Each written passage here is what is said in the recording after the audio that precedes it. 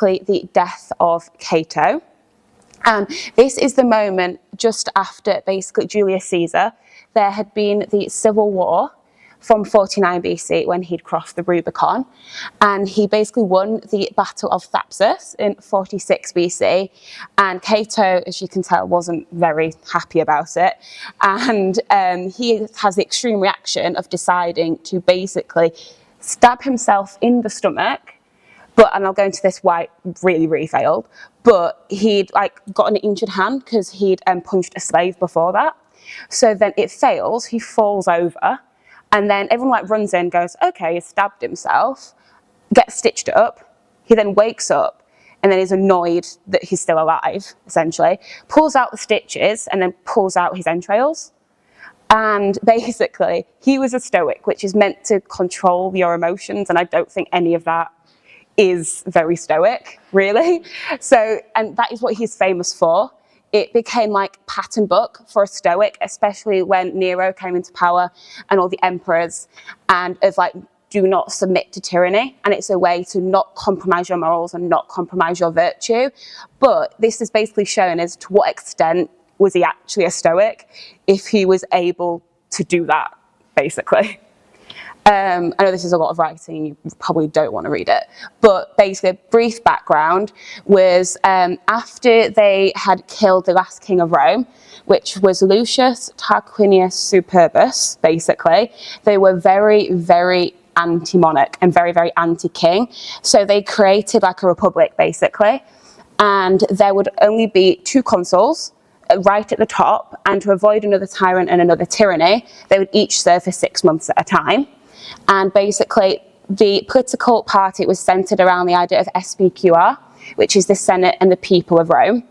And the whole idea was the government and the Senate, which is the legislative body, was meant to act for the people and for the Roman people.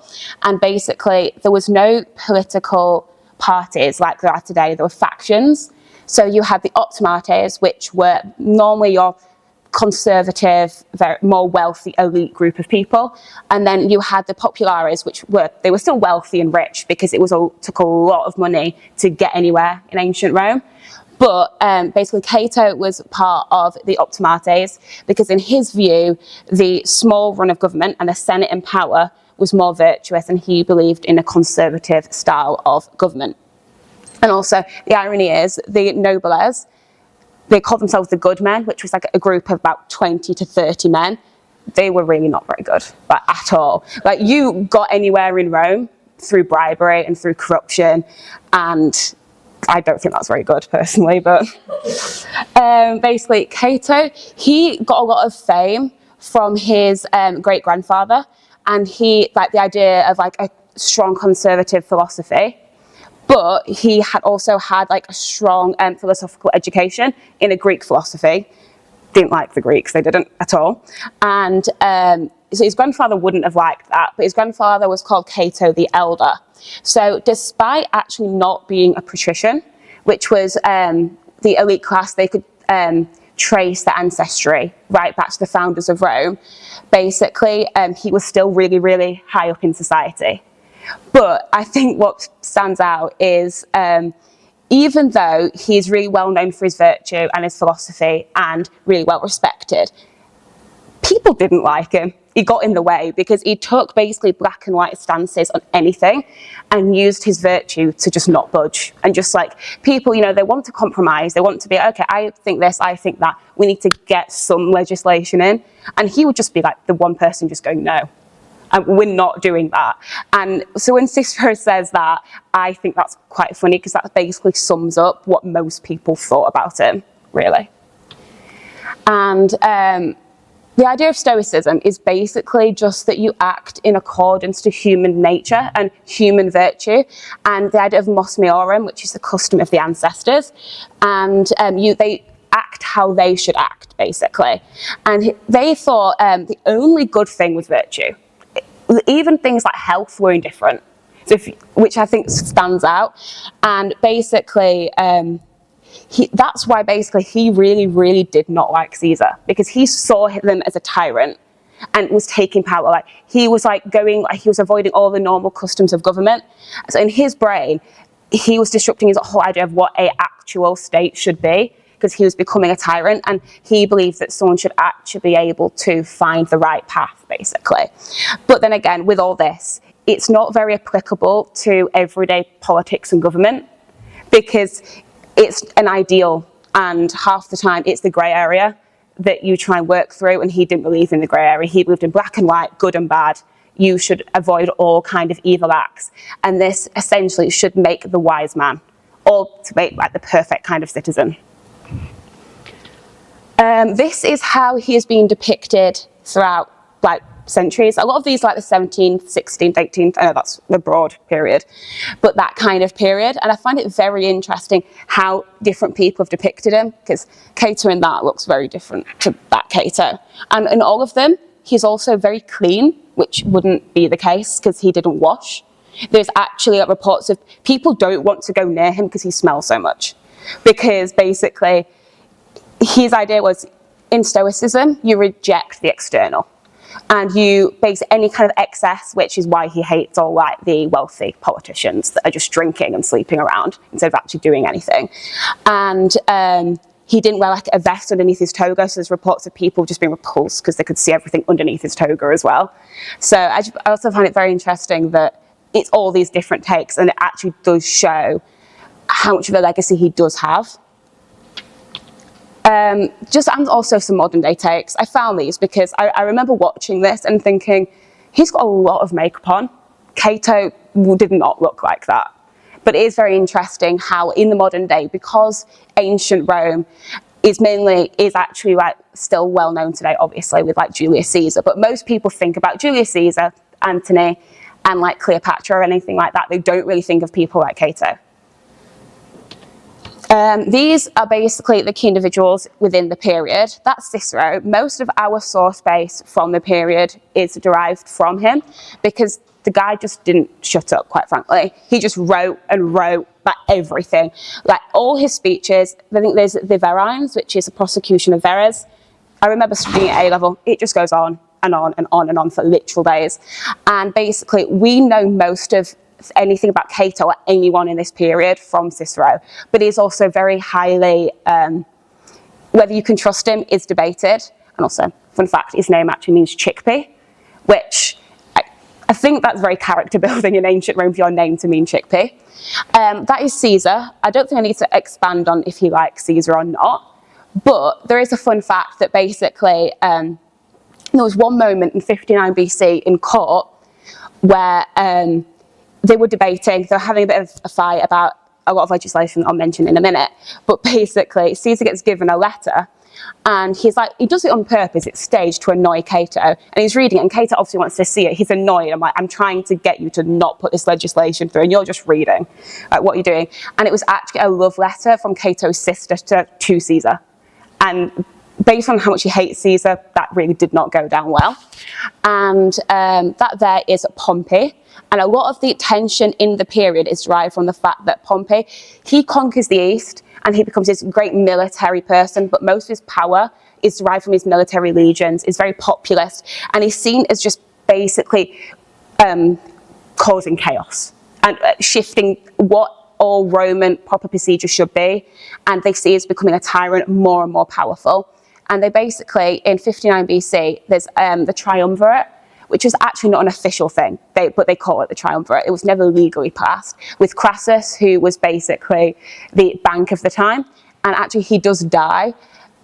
Just before the Civil War, he has his head cut off, and apparently gold is poured down it, and it's used in a play by the Parthians. But yeah, very tumultuous relationship with all of these people. Some key events. I want to point out that none of this, like the positions he gains, are actually original or stand out, because in the Roman Republic there's the Cursus Honorum, which was the ladder of offices, and you gradually built up like your political positions and just worked through it and campaigned. But like Cicero, Cato never becomes consul. He's never actually a standout political figure, so the fact that he's still so talked about is testament a lot to his philosophy and his devotion to his virtue. But he was against bribery, but he literally bribed people with cups to get positions. So you've got to actually think, okay, at what point does he twist them actually subtly for his own political gain? And the taxes in Rome were collected by equestrians. Well, actually, they were like nobles, but they're like just kind of in the middle. And they basically would pay the Senate, and then they would go to all the different provinces, collect the taxes, and then whatever was like the excess, they would keep for themselves. But because of a bunch of like turmoil in Asia, they weren't as lucrative one year. And they came back and they asked the Senate for a rebate because they were like, we need more money. We paid you more, we haven't made much benefit.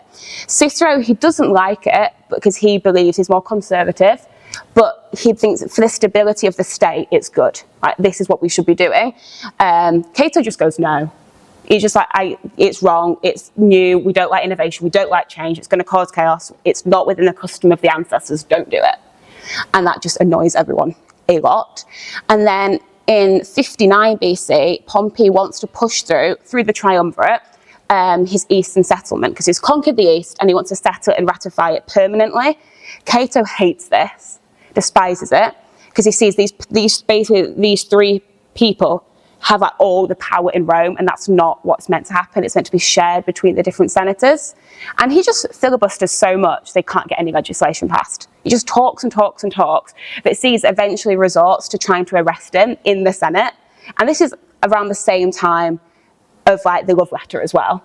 And basically Cato just kind of goes like, yeah, arrest me, but it does it as a point of he is a tyrant. He's literally arresting me in the Senate, which you shouldn't do.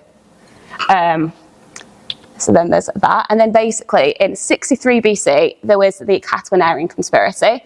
And all you basically really need to know is that Catiline, he wasn't a good man. He stood for consul twice and didn't get it twice. And basically Cicero uncovers a plot to overthrow the Senate. And it is debated as to whether there actually was a conspiracy. People aren't really sure. And then Caesar argues that they should imprison them, because then there's talks about what they should actually do with these conspirators, because it's supposedly they were going to destroy the whole political system, like you shouldn't be overthrowing the Senate. So Caesar goes, though, we shouldn't, just put them in prison, that's punishment enough. Cato and Cicero argue that they should execute these Roman citizens without trial, which is illegal in Rome. Every Roman citizen is entitled to a trial. And eventually, apparently, Tom Holland describes him as delivering such a barnstorming speech and is applauded afterwards that they do actually execute these Roman citizens. But Cicero is very annoyed because he uses this to claim pater patriae, to claim that I have saved the state, but Cato is actually the one that delivers such a good speech that they execute them. Ironically, this is what's the downfall of Cicero's career, but it just shows that there's also Catiline there looking very sad in the corner that he's been discovered. To what extent, because you want to say, yes, it is Stoic, that it is wrong, and that these were evil acts, and you want to avoid evil deeds and be virtuous, but also you're killing people without a trial. That's not very virtuous at all. And also, I want to fixate on the tribune because he was an optimates, he was a conservative politician, and the idea that he was taking a popular position, which is normally obviously associated with the populace because you're going to the people, shows how he was politically savvy, because I think they recognised that the people knew that the optimates and that faction of people, they weren't acting for them, they were acting for the interest of the small minority of wealthy people. And he realised that he needed to actually get the attention of the people. But also the fact that it's a political manoeuvre has people do question to what extent Cato recognised what like a USP his philosophy was, because it is said that the people didn't like Cato. They didn't connect him, they didn't like him as a person, but they respected him with like awe and fear. And that is very much a pattern throughout his career, that people just respect him. They respect how devout he is to virtue, but they don't really like him. They think he's a nuisance. I find it funny, but basically there's a festival to the goddess Flora, and at one point in the festival there's like a striptease, a bit of a strip show, and basically Cato gets up and walks out whilst everyone stays to watch the strippers. And apparently people like clap because it's testament of this is not virtuous to him, this isn't good, people shouldn't be watching a strip show in a festival, he doesn't think, whilst everyone does stay. And I think that links to how, I think it's Brian Frost, basically says that he established himself a code of conduct that depended on no one else. And he didn't care what anyone else thought, which is shown because everyone, like in Rome, people got around, they drank, they had affairs, they used that kind of thing. Caesar famously slept with women as political maneuver, whereas Cato's completely shunning that and he's getting up and walking out. This is just most of the source bases from the period, but because I do think it shows how much of a prominent figure he is, that so many people do write about him, because one of the main issues about the period is we have no record, apart from one surviving letter, of Cato's speeches, because he didn't record them, he didn't write them down. Apart from Cicero, he records all of his. The fact that we have to rely on what other people say about him and other people's accounts of events means you've got to question, how would our views change if we had actually him writing his own speeches and his correspondence. Notably, he's actually excluded in Dante's Inferno, he's placed in purgatory. He's not actually placed in the Inferno with all the other souls that have committed suicide. And in Virgil's Aeneid, he's not included at all, because there's a scene in the underworld where it's all the dead souls of like famous Romans, and he's just not there at all, basically. And De Finibus is basically it examines ethics and philosophy, and at one section it's devoted to Stoicism, and he chooses Cato's voice to explain Stoicism. So I think that does show how synonymous Cato was with Stoicism itself. And you won't want to read this, but there's basically, at one point in his life, Cato actually gives his wife to another fellow politician called Hortensius, who wants another child. And then when Hortensius dies, his wife comes back, which is a very key thing. People go, that is a political maneuver. He wanted an alliance, and he literally gives his wife away to form that alliance. And this epic is basically talking about the Civil War. But it's the fact that even, like it says, it made even Cato guilty. And I think that does show that he was put on a pedestal for virtue and philosophy and for good actions, and he was a standard that everyone should compare himself to. And that is shown in how actually in this Civil War there was talk of making Cato the standard bearer and the leader of the opposition to Caesar, because he gave the opposition moral credibility. And he gave them a justification, because on the whole, these people weren't good people. They were wealthy. They were doing what they did to conserve their own wealth. But he actually made their cause one that was laudable and grand, and not just pettiness of we want a system that benefits us. And people wouldn't really follow that. Plutarch talks a lot about Cato. That's basically how we know the documentation of Cato's death. What stands out though is how he talks about Cato positively mainly throughout his life, and then the sudden shift there is when Cato actually, and how he describes Cato's death is very, very stark. But also Plutarch's writing about Cato a century after his death. So you've got to think about how reliable is he, because a lot of his source bases were the negative material on Cato. Because Caesar wrote an anti-Cato, and so did Augustus after his death, basically just slamming his whole legacy. And that is what he says about his death. And he does strike a slave, and that's why he fails to actually stab himself, because people thought he was going to kill himself, the way he talked after the Civil War. And so they hide his sword, and they hide it, and then he gets really, really mad, demands it, and when people refuse, he actually punches the slave and then injures his hand in the process, which then means he can't stab himself effectively, which is karma if you ask me, but yeah. Dio actually wrote about Cato as well, but this is the main point of the lecture, and basically most people have basically been saying that it's what Stoics would describe as a brief fit of madness, what Cato does, because, you've seen the pictures, it's a bit mad if you ask me doing that, it's insane. But I think it was Seneca writing afterwards argues that it's actually justified, because he's woken up and he's so infuriated that he stabbed himself that is why he is mad. He's not mad because he's losing the plot. He's mad because his body hasn't obeyed what he wants, and he's taking matters into his own hands.